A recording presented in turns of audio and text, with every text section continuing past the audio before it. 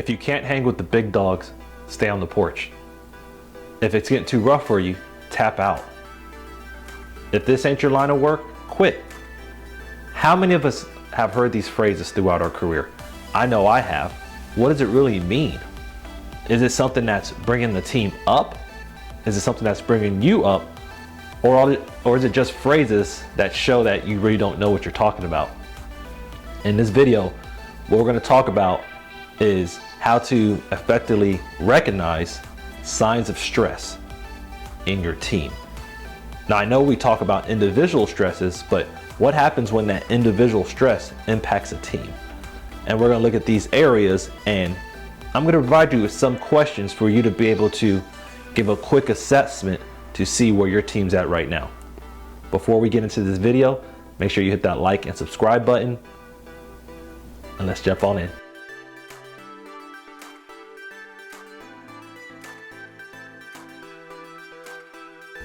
In the short run, it's much easier to just quit on somebody. It's much easier to pass judgment as if you don't care. But when it comes to long-term success in an organization and even your life, you have to realize that the people around you, your team, needs help.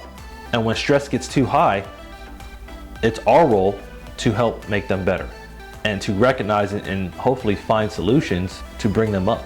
The first question that I look at when I'm trying to assess team stress is I look at the person's appearance. Now, some people come dressed up, suit and tie every day. Some people come wrinkled every day.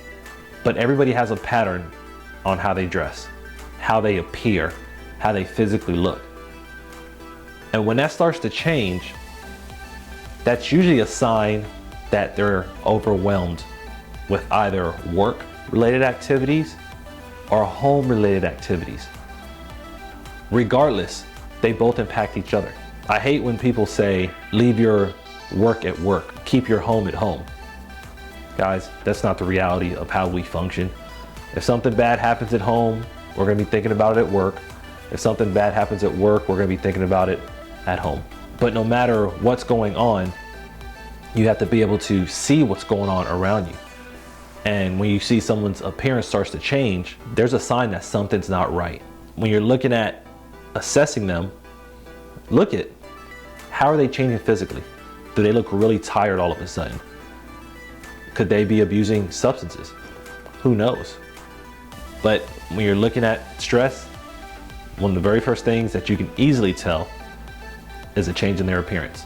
The next area to look at when you're trying to assess team stress is performance. It's okay to have a bad day at work when it comes to certain activities, certain tasks you have to do.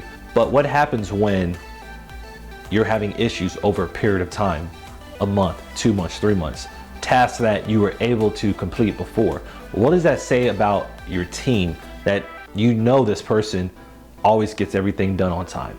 Or you know this person consistently delivers whatever you have them do. When that performance changes consistently over time and you see that the results aren't there, there's a good chance stress is high. There's a good chance that whatever's going on, home or at work, is unbalanced and it's causing them to lose focus. The next area to look at is growth. We always, or we should always, push personal growth and development on the people around us. Heck, we should push it on in ourselves. But what happens when you don't see a person growing anymore? Have they just become bored with what's going on around them? Or are they overwhelmed because there's too much going on around them? It's a good question to just say, are you bored? You never know what answer you're gonna get, but it's good to have options. If a person's been in a role for, let's say, 10 years and there's nothing new that they're learning, they may go through this. They may go through a level of stress of, okay, there's nothing new for me to learn. And when you see that happen, what else do you think is gonna be affected? Appearance, more than likely. Definitely performance. But they're just not gonna have that mindset to grow anymore. And as things build up, as things get more boring, that can negatively impact the team stress that you have around. The next area to look at is behavior. How's the person's behavior at work? Are they having uncontrollable mood swings? Are they becoming more irritable than usual? I do say usual because some people are naturally irritable. But on a serious note, that employee that is always happy and having a good time, is he or she now becoming angry at everything? If that is the case, there's a good chance that stress is high. There's a good chance that person is starting to feel overwhelmed. And once again, if that person gets to that level, everything else will be impacted when it comes to performance, appearance, and anything else that you can see and measure. So if behavior is also starting to become a problem, especially when it has never been in the past, go ask the question, how are you feeling? Are you overwhelmed? Is there enough challenge for you right now? What is going on at home? Or if you're at home, hey, what's going on at work? However you want to look at it, but when a person's behavior starts to change, it's another strong indicator that stress is higher than usual. The last area to look at is relationships. Let's say you have this extrovert personality that is always out, always want to be part of the party planning committee, and all of a sudden he or she isolated, goes into a corner, doesn't deal with anybody, doesn't talk to anybody, doesn't participate in anything. That's definitely a sign of stress and the person being overwhelmed. Relationships are important at work.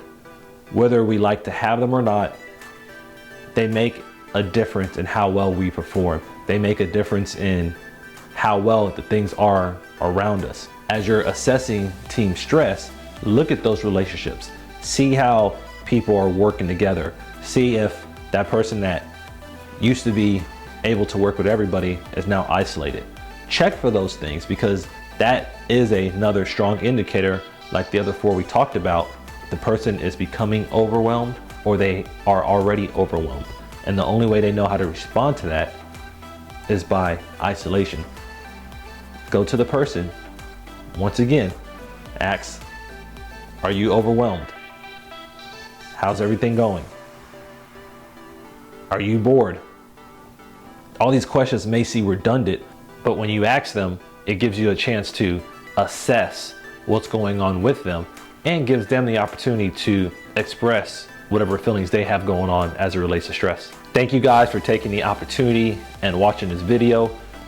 There's a lot of important topics when it comes to team stress, and simply be able to ask questions like, are you overwhelmed? Are you okay? Is everything all right? Really helps lead you and set you apart from other organizations, other families, and it allows your people to express to you if something is wrong.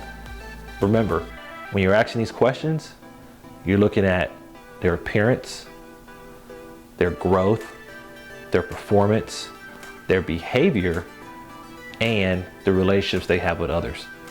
All things that, once again, are basic and simple in nature, but can really turn the tide on how effective a person is. And you and I both know when you're stressed out or overwhelmed, it's hard for you to think. It's hard for you to function. Whatever's going on at work, it's going to happen at home, and whatever is happening at home is going to come over to work. And unfortunately, stress can't be alleviated on either side when you don't know what's going on. Thanks again for watching this video. If you didn't get a chance at the beginning, make sure you hit that like and subscribe button. If you've ever felt stressed out or you're currently feeling stress, leave a note in the comments. Or if you don't feel comfortable doing that, reach out to me. You can reach out via my email or even find me on platforms like LinkedIn. Whatever is most comfortable for you. But stress is a real thing.